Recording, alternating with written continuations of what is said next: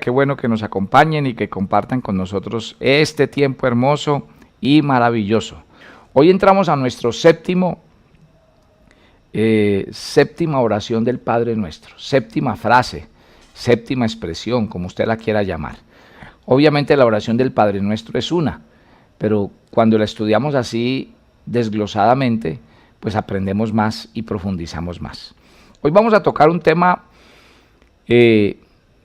yo creo que muy importante, porque la oración a veces tiene muchos impedimentos, y uno de los grandes impedimentos que tiene la oración es el que vamos a tocar hoy. Perdona nuestras deudas como también nosotros perdonamos a nuestros deudores, dice Mateo capítulo 6, versículo 12. Perdónanos nuestras deudas como también nosotros perdonamos a nuestros deudores. Vamos a empezar y vamos a partir de algo muy importante. Si hay algo que necesita el hombre, el ser humano, a través de la oración, es el perdón espiritual.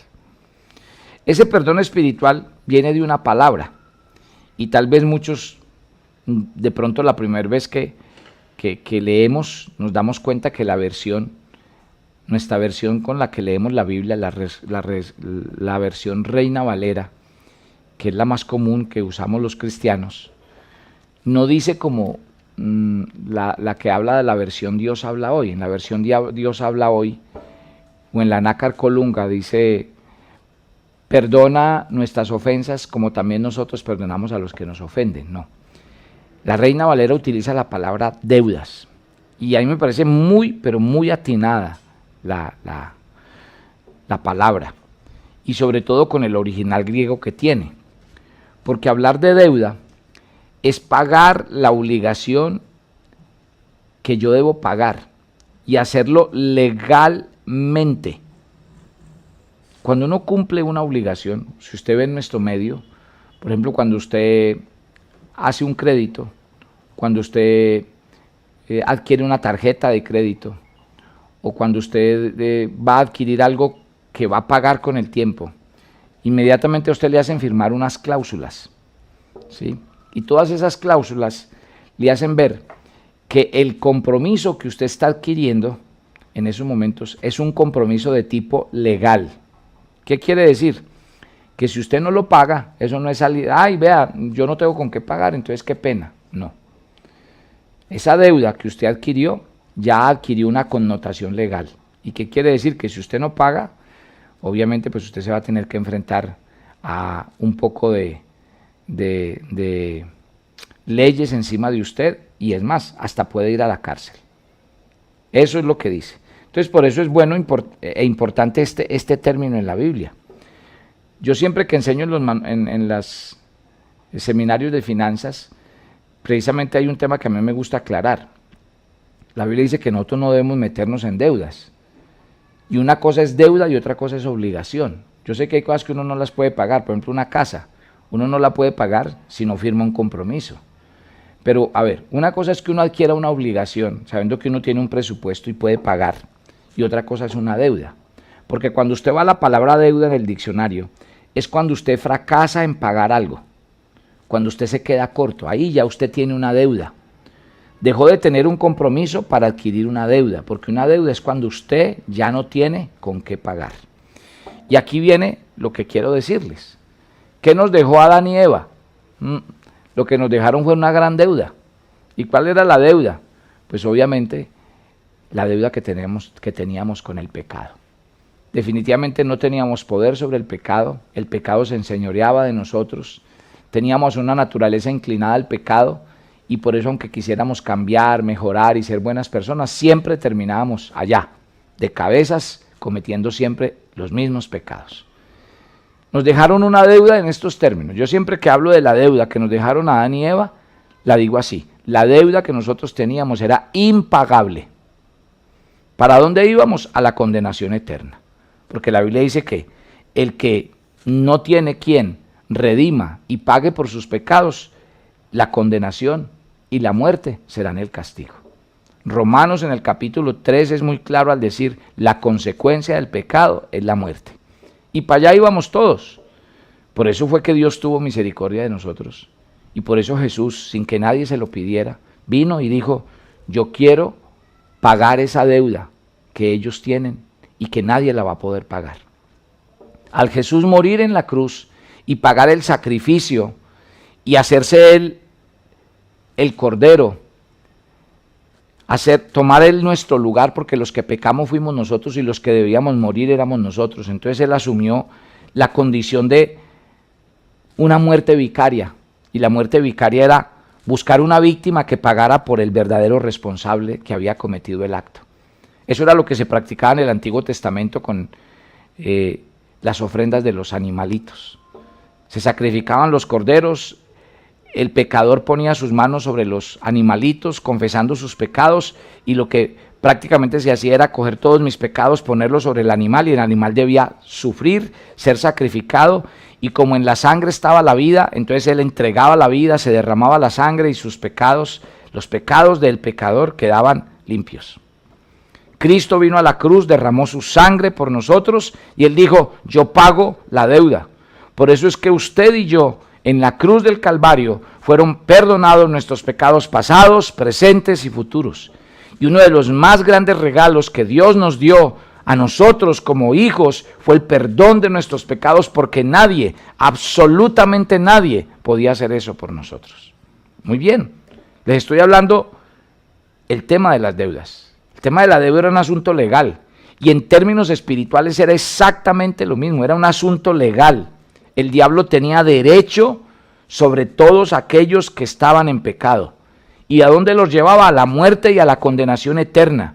Y por eso aún el día de hoy, la persona que no ha aceptado a Jesucristo como Señor y Salvador, ha nacido de nuevo y ha aceptado a Cristo como el que murió en la cruz por sus pecados, está en el mismo estado de pecado, de una deuda impagable, y su destino es la muerte y la condenación eterna. Entonces, bien dice el Padre nuestro, perdona nuestras deudas como también nosotros perdonamos a nuestros deudores. Ya el Señor nos perdonó, y si el Señor nos perdonó, ninguna condenación hay para los que están en Cristo Jesús. Pero ojo con esto, ¿a qué viene el que esta oración del Padre Nuestro incluya este punto tan importante? Pues viene a que, uno, ya nuestros pecados fueron perdonados, pero tenemos que mantener una vida limpia. En el punto número 2, cuando les dije yo a ustedes, santificado sea tu nombre, les advertí que nosotros a veces somos muy irreverentes para orar y perdemos el respeto y la reverencia hacia Dios, y les expliqué cómo el pueblo judío, por respeto, ni siquiera pronuncia el nombre de Dios. No lo pronuncian, por respeto. Porque ellos pronunciar el nombre de Dios es un nombre sublime. Sublime. Entonces, familia, ojo con esto. Cuando decimos que Dios quiere que nosotros perdonemos, quiere decir, ustedes ya fueron perdonados. Cuando son perdonados, entonces tienen que hacer algo. Ya les voy a explicar qué tenemos que hacer cuando vamos a orar. Entonces Dios demanda un corazón limpio cuando nosotros nos acercamos a su presencia. Yo no me puedo presentar delante de Dios y orar delante de Dios sabiendo que yo he cometido pecado. Tengo que aprender a pedir perdón de todos mis pecados. Tengo que dejar que la sangre de Cristo me limpie. ¿Que Cristo ya me perdonó? Sí, pero en mi acto yo tengo que pedirle perdón al Señor, arrepentirme y seguir en mi camino hacia adelante. Eso es lo que dice la Biblia. Entonces, si hablamos de esto, lo primero que significa esta frase del Señor Jesús es que perdonar tiene que ver con nuestra deuda del pecado, de que nosotros fallamos en el cumplimiento de nuestro deber y cometemos pecados. Entonces, por eso la Biblia dice, cuando vayas a la presencia de Dios, examina tu corazón. El Salmo 39, Salmo 139 dice, examíname, oh Dios, y prueba mi corazón. Mira si en mí hay camino de perversidad y guíame en el camino eterno. Examíname. Cuando uno entra a la presencia de Dios tiene que entrar limpio, limpio de todo pecado, de toda maldad. Entonces, si hay algo en lo que nos tenemos que enseñar cuando oramos, es a eso, a pedirle perdón al Señor. A veces tenemos ataques de rabia, a veces estamos enojados, a veces hacemos cosas que no agradan al Señor. Hay que pedirle perdón, arrepentirse y entrar a la presencia de Dios para que Él nos dé un corazón limpio, un espíritu recto. Y en segundo lugar, Obviamente, nosotros somos perdonados de nuestra deuda de la culpa y del castigo. ¿Por qué? Porque eso tenía unas consecuencias. El no ser perdonado traía unas consecuencias. Cuando Dios dice perdona nuestros pecados, cuando el Señor dice perdona nuestras deudas, como también nosotros perdonamos a nuestros deudores, es porque el Señor dice, Él nos ha perdonado y nos perdonó de nuestros pecados y de las consecuencias del pecado, porque es que el pecado trae consecuencias y graves, graves. Por eso hay que vivir con un corazón limpio. Y aquí es donde yo le digo a muchos de ustedes, ¿por qué el Señor nos está enseñando una cosa tan elemental como estas? ¿Y por qué las cosas no funcionan como a veces la gente cree que funcionan? Ah, pastor, yo vengo a que ore por esto, para que Dios haga un milagro en mi casa, en mi familia, y el Señor venga y obre cosas sobrenaturales. Y cuando no va a haber, y en esa casa se practica el pecado, la maldad, en esa casa hay de todo. A ver, ¿cómo es la cosa? Señor, responde nuestras oraciones, bendice mi casa, bendice mi familia. No, pongamos en orden primero lo primero. Jesús está enseñando con esto en la oración del Padre Nuestro es, Dios no responde oraciones así porque sí. No, hay que orar primero por lo primero. Y si usted quiere que Dios bendiga su casa, entonces Job capítulo 11 dice, si tú sacares de tu casa la impiedad, si no permitieres que en tu casa more la injusticia, si borras tu vida y tu pasado como aguas que pasaron, entonces levantarás tu rostro limpio, estarás seguro, tranquilo, pedirás y el Señor te responderá. Eso dice la Biblia. Pero no espere pues, mi querida familia, que con un corazón bien corrompido y bien malo, entonces Dios venga a responder nuestras oraciones. Pastor, yo quiero que ore por mi negocio, es que yo me quebré y para que Dios me restaure el negocio. ¿Y por qué se acabó tu negocio? ¿Porque haces malos negocios? ¿Porque eres un borracho? ¿Porque no administras el dinero con sabiduría? Entonces, ¿oro para que Dios bendiga tu negocio? No. Yo tengo que orar es por ti, para que Dios te sane y te libere de esa esclavitud del licor en el que vives. Tengo que orar para que seas un buen mayordomo y administrador del dinero. Familia, esto no funciona así. Ustedes me perdonan, pero esto no funciona así. Pastor, ore para que Dios nos bendiga, nos multiplique, nos prospere, nos vaya bien. Más bien pongamos en orden la casa. Si usted pone en orden su casa, yo le aseguro que Dios va a bendecir su casa. Muchas de las enfermedades que padece la gente, ¿de qué son? Mala alimentación, vicios, adicciones, malos hábitos. Y es, Señor, sáname, sáname. ¿Por qué no cambia de hábitos? ¿Por qué no le dice al Señor que le dé disciplina? No solo disciplinas espirituales, también que le dé disciplinas físicas, porque no está bien, no es testimonio. Entonces, si viene una persona muriéndose de cáncer en los pulmones porque toda la vida ha fumado, ¿qué quiere? ¿Que Dios haga un milagro? Más bien confiese su pecado de estar fumando toda la vida y acabando y destruyendo su propio cuerpo, porque ahí es donde no podemos meter a Dios. Entonces, y la gente vive brava con Dios, que es que porque Dios no le responde. ¿No le responde? Aquí hay puntos muy críticos, familia. Y uno de los puntos más críticos, yo le decía ahorita al comenzar, para mí, este es uno de los puntos críticos por los cuales Dios no escucha la oración. Y eso no quiere decir que Dios no escuche la oración. Quiere decir que es que la traba la tengo yo. Que el que tiene la llave para que esa puerta se abra soy yo. Ya no depende ni siquiera de Dios. Y en esto la Biblia es tremendamente clara y contundente. Entonces, familia, si nosotros sentimos que fallamos, entonces, ¿a qué nos debe llevar la oración? Uno, la oración del Padre Nuestro que dice, perdónanos nuestras deudas como también nosotros perdonamos a nuestros deudores. Uno, a mantener un corazón limpio. Primera de Juan, Mateo, en Primera de Juan capítulo 1, versículo 9. Miren los versículos, ahí está. Si confesamos nuestros pecados, Él es fiel y justo para perdonar nuestros pecados y limpiarnos de toda maldad. Entonces, si usted va a ir a la presencia de Dios, mire, es como si usted llega de su casa sudado, engrasado, sucio. Usted antes de sentarse a la mesa, ¿qué hace? Pues se lava las manos. Y muchos van y se dan una ducha y se cambian porque quieren. Entonces, si yo voy a la presencia de Dios, ¿por qué voy de cualquier manera? No, Dios es un Dios santo. Entonces vamos a presentarnos a Dios con un corazón limpio. con un espíritu recto. Entonces, antes de entrar a la presencia de Dios, pídale al Señor perdón. Dígale al Espíritu Santo que le ponga la lámpara aquí, así como esta, que la ponga, que le alumbre. Dígale al Espíritu Santo, redargúyeme de todo pecado, pídale perdón al Señor y entre en la presencia del Señor. Segundo, es familia. Dice en Isaías 55:7, mire lo que dice: deje el impío su camino y el hombre inicuo sus pensamientos y vuelva hacia el Señor. Lo que le acabo de decir. Esto no es de Señor, prospéreme, bendiga mi casa, bendiga mi negocio. No. Esto es, deje el impío su camino y el hombre inicuo sus pensamientos y vuelva hacia el Señor. Y el Señor tendrá misericordia, porque el Señor es amplio en perdonar. Jeremías 33:8, y los limpiaré de toda su maldad con que pecaron contra mí, y perdonaré todos sus pecados con que contra mí pecaron y que contra mí se rebelaron. Pídale perdón al Señor, porque el Señor es rico para perdonar. Entonces, también dice la Biblia, así como, ojo con esto, tenemos un Dios que nos ama, un Dios que nos perdona, un Dios que pagó una deuda impagable. Pilas pues con este primer paso porque voy al segundo, y este es el duro. ¿Cuál es? ¿Sabe por qué Dios no escucha la oración? Porque tenemos cosas contra otras personas, porque nuestro corazón no está limpio.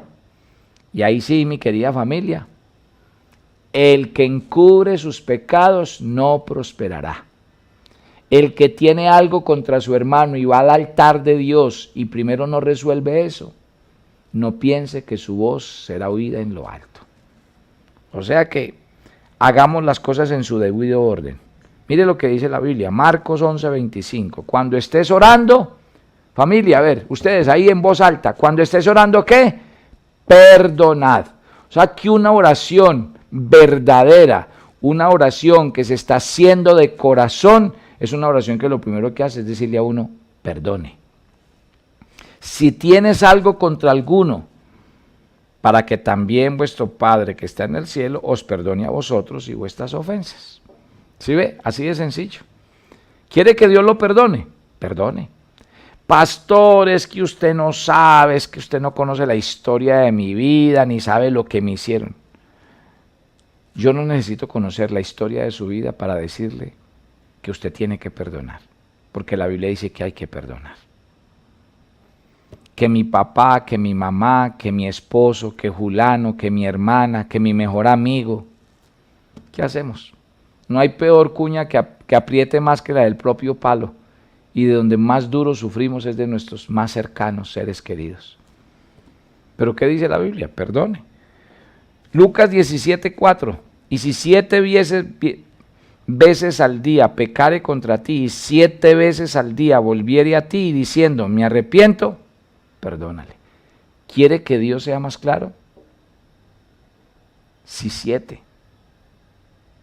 Y 7 veces la embarrare, y 7 veces pidiere perdón, entonces 7 veces le perdonarás.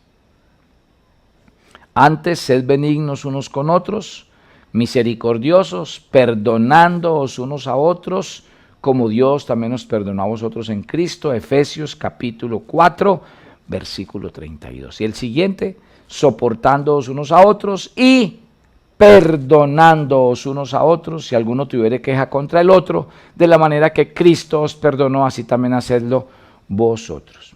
Familia, ¿más claro? ¿Quiere que Dios le hable más claro? ¿Cierto que no hay necesidad? No hay necesidad de que Dios nos hable más claro. El Padre Nuestro dice, la oración, cuando es una oración verdadera, lo primero que hace es ponerme en paz con todo el mundo. La Biblia dice, el que dice que ama a Dios y aborrece a su hermano, el tal es un mentiroso. Porque nadie puede amar a Dios a quien no ve y aborrecer a su hermano a quien está ahí, hecho a imagen y semejanza de Dios. La Biblia es contundente y por eso Jesús nos enseñó el Padre Nuestro. Y enseñándonos el Padre Nuestro nos dijo, vea, esta es una oración verdadera. Lo demás son rezos, lo demás son tradiciones. Si usted reza y reza el Padre Nuestro, tranquilo, no necesita pedir que venga el reino de Dios, santificar el nombre de Dios, perdonar, no, porque eso es un rezo y los rezos no van ni vienen. Pero si usted está haciendo una oración de verdad, de corazón, que llega al corazón de Dios. Mire, estas cosas llegan y lo paran a uno en seco y le dice, venga, usted está orando y usted tiene algo contra su hermano. ¿Cómo así que usted no le habla a su papá? ¿Cómo así que usted lleva tanto tiempo sin ver a sus padres, sin hablarles? ¿Cómo así que un hermano suyo? Pero es que usted no sabe lo que hizo, o lo que nos hizo, o lo que me hizo. ¿Qué pecados dijo Dios que no nos perdonaría a nosotros? Ninguno, todos. Y ese es su más grande regalo. ¿Cuál es el más grande regalo que Dios nos puede dar a nosotros? Yo quisiéramos un ejercicio. Mire, muy rápido. Si queremos ser perdonados, vamos a leer muy rápido estos versículos, Mateo 5:39. Pero yo os digo, no resistáis a aquel malo, a cualquiera que te hiera en la mejilla. Voy a hacer la lista. Aquí dice, a cualquiera que te hiriere, que te golpeare. En el 40, al que quiera ponerte pleito y quitarte la túnica y déjale también la capa. Al que quiera hacer juicio contra ti, hágale. Pero yo os digo, siguiente, aquí vamos a leer varios. Amad a vuestros enemigos, bendecid a los que os maldicen, haced bien a los que os aborrecen y orad por los que os persiguen. Aquí está hablando de quiénes en el 44, de los que nos desprecian, de los que nos maldicen, de los que nos odian, de los que nos persiguen. O sea, estos versículos que les he leído, estos versículos de los que hablo aquí, son una lista innumerable. ¿De qué? Gente que no nos quiere, que nos maldice, que nos odia, que nos trata mal, que son enemigos nuestros, que a veces sin hacerles nada. Y la lista es larga. Y a pesar de que la lista es larga, ¿qué dice el Señor? No tenemos que guardar nada en el corazón. Voy a terminar con el punto 4. El creyente entonces, ¿qué debe hacer? 4 cosas escribí aquí. ¿Qué debe hacer el creyente? A la luz de este tema, para que su oración sea verdadera y su oración sea eficaz. Uno, entender. ¿Y esto qué quiere decir? Proverbios dice, el que carece de entendimiento menosprecia a su prójimo, mas el hombre prudente calla. Uno tiene que ponerse en los zapatos Hay gente que es grosera, hay gente que es violenta, hay gente que es malintencionada, hay gente que es mentirosa, pero no es ni siquiera culpa de ellos. Son sus conflictos. El cristiano entiende. El siguiente Mateo, Proverbios 15:21 dice, la necedad es alegría al falto de entendimiento. Ahí está. Hay gente que se goza con hacer cosas malas y se alegra y se gozan haciéndole a la gente maldad. Pero ¿qué dice la Biblia? Tranquilo. Eso es necedad en el corazón de la gente. Mas el hombre entendido endereza sus pasos. Siguiente versículo, Mateo. El que ahorra sus palabras tiene sabiduría. No se ponga a pelear con todo el mundo, no se iguale con todo el mundo. Porque dice que de espíritu prudente es el hombre entendido. Aún el necio, aún el necio cuando calla es contado como sabio. El que cierra sus labios es entendido. No se iguale con todo el mundo. Porque el cristiano tiene que entender, no buscar ser entendido, sino entender.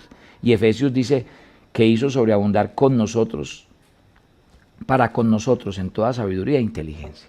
Si usted es un hombre espiritual, usted como hombre espiritual y como mujer espiritual no se puede dejar meter en el mismo nivel de la gente.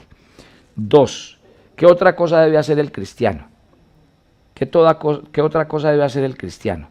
Debe controlarse. Mire lo que dice Efesios 4:2.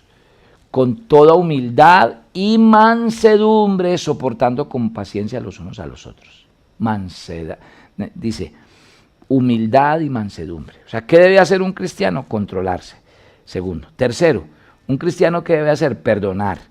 Mire lo que dice la Biblia en Efesios 4:31. Quítese de vosotros toda amargura, todo enojo, toda ira, toda gritería, toda maledicencia y toda malicia. Antes sean benignos unos con otros, misericordiosos, perdonándoos unos a otros, como Dios os perdonó a vosotros en Cristo Jesús. Y por último, ¿qué debe hacer un cristiano? Aprender a olvidar. Filipenses 3:3 dice, hermanos, yo mismo no pretendo haberle alcanzado, pero una cosa hago, olvidando lo que queda atrás, me extiendo a lo que está por delante. Y 2 Corintios 10:5 dice, derribando argumentos y toda altivez que se levanta contra el conocimiento de Dios y llevando cautivo todo pensamiento a la obediencia a Cristo Jesús. Bendiciones para todos.